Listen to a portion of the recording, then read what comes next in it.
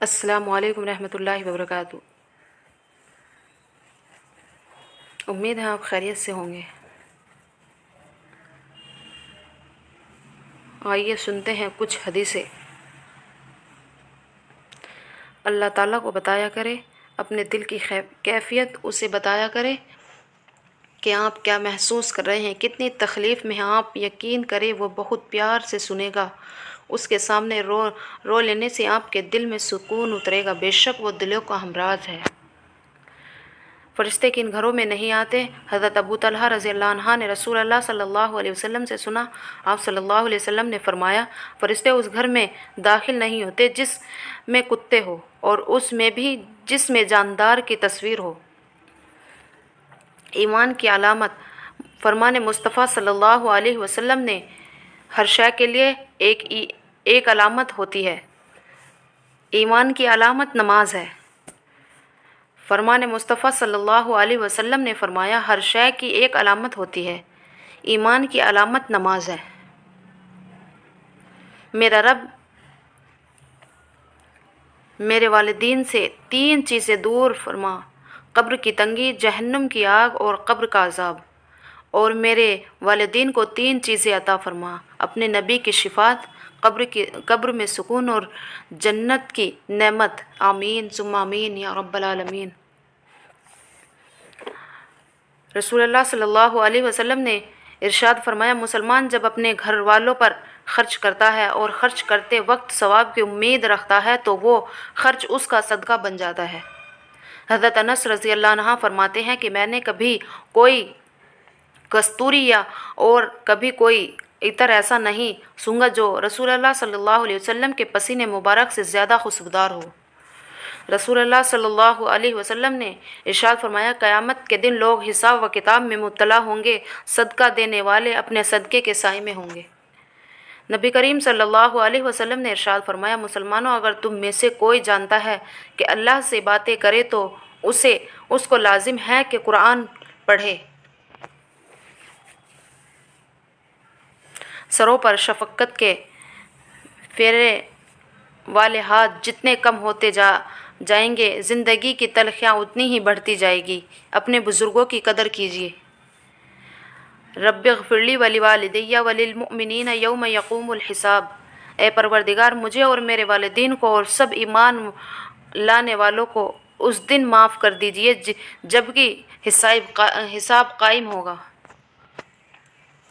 تبارک الذی بیدہ الملک وہو علی کل شیء قدیر، بڑی شان ہے اس ذات کی جس کے ہاتھ میں ساری بادشاہی ہے اور وہ ہر چیز پر پوری طرح قادر ہے۔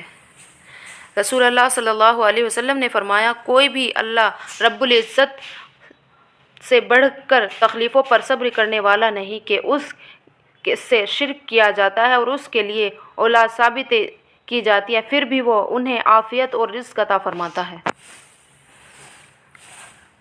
رسول اللہ صلی اللہ علیہ وسلم نے فرمایا کہ قیامت اس وقت تک قائم نہیں ہوگی جب تک زمین پر اللہ اللہ کہا جاتا رہے گا۔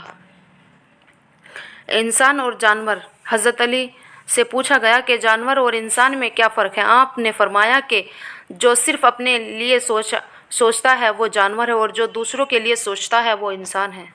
حضرت علی رضی اللہ عنہ نے فرمایا، لوگوں کو اس طرح معاف کرو جیسے تم اللہ سے امید رکھتے ہو کہ وہ تمہیں معاف کر دے۔ حضرت علی رضی اللہ عنہ فرماتے ہیں، مجھے اس شخص پر تعجب ہوتا ہے جو روز دیکھتا ہے کہ اس کی عمر اور سانسیں کم ہو رہی ہے اور وہ موت کے لیے تیاری نہیں کرتا۔ حضرت علی رضی اللہ عنہ نے فرمایا، اخلاق ایک دکان ہے اور زبان اس کا تالا ہے، تالا کھلتے ہی معلوم ہوتا ہے کہ دکان سونے کی ہے یا کوئلے کی۔ 4 خطرناک قتل۔ زیادہ سوچنے سے خوشیوں کا قتل ہوتا ہے، خوف کی وجہ سے حوصلے کا قتل ہوتا ہے، جھوٹ بولنے سے اعتماد کا قتل ہوتا ہے، شک کرنے سے رشتوں کا قتل ہوتا ہے۔ آیت الکرسی کی فضیلت، جب گھر سے نکلتے وقت پڑھو گے تو 70,000 فرشتے ہر طرف سے آپ کی حفاظت کریں گے۔ جب گھر میں داخل ہوتے وقت پڑھو گے تو آپ کے گھر سے محتاجی دور ہو جائے گی۔ جب وضو کے بعد پڑھو گے تو 70 درجے بلند ہوں گے۔ اگر رات کے سوتے وقت پڑھو گے تو ایک فرشتہ ساری رات آپ کی حفاظت کرے گا، اور اگر فرض نماز کے بعد پڑھو گے تو آپ کا ایک پاؤں زمین پر اور دوسرا جنت میں ہوگا۔ نبی کریم صلی اللہ علیہ وسلم نے ایک دفعہ صحابی سے فرمایا، جانتے ہو بد نصیب کون ہے؟ صحابی نے عرض کیا، یا اللہ اور اللہ کے رسول خوب جانتے ہیں۔ نبی کریم صلی اللہ علیہ وسلم نے فرمایا، بد نصیب بے نمازی ہے، کیونکہ بے نمازی کو اسلام سے کچھ نصیب نہیں ہوتا۔ بد نصیب بے نمازی ہے کیونکہ بے نمازی کو اسلام سے کچھ نصیب نہیں۔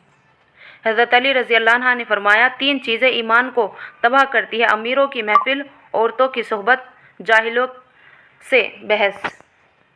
نبی کریم صلی اللہ علیہ وسلم نے فرمایا، اپنی کمائی پاک رکھو، تمہاری دعا قبول ہوگی۔ حضرت علی رضی اللہ عنہ نے فرمایا، ایسی عزت پر صبر کرنا جس میں عزت محفوظ ہو اس امیر سے بہتر ہے جس میں ذلت اور رسوائی ہو۔ نماز اتنی ہی ضروری ہے جتنا کہ جینے کے لیے سانس لینا ضروری ہوتا ہے۔ اللہ پاک ہمیں سجدوں کی لذتیں عطا فرما، آمین ثم آمین۔ اچھا سوچے اور اچھا بولے، کیونکہ بدگمانی اور بد زبانی 2 ایسی عیب ہے جو انسان کو ہر کمال کو زوال میں بدل دیتی ہے۔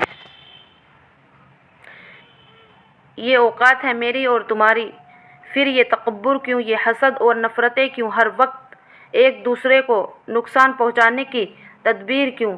اے لوگو، دنیا کے تمام راستے قبرستان کی طرف جاتے ہیں۔ اللہ پاک ہمیں اپنی اوقات کو یاد رکھ کر زندگی گزارنے کی توفیق عطا فرمائے، آمین۔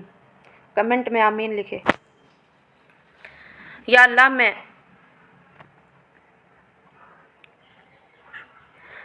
میں خوش ہوں تیری رضا پر، تیرے فیصلوں پر، جو تو چاہے وہ عطا کر، مگر مجھے صبر دے، ہمت دے، حوصلہ دے، بلند رکھ، مجھے کمزور نہ کر، مجھے بخش دے، آمین ثم آمین۔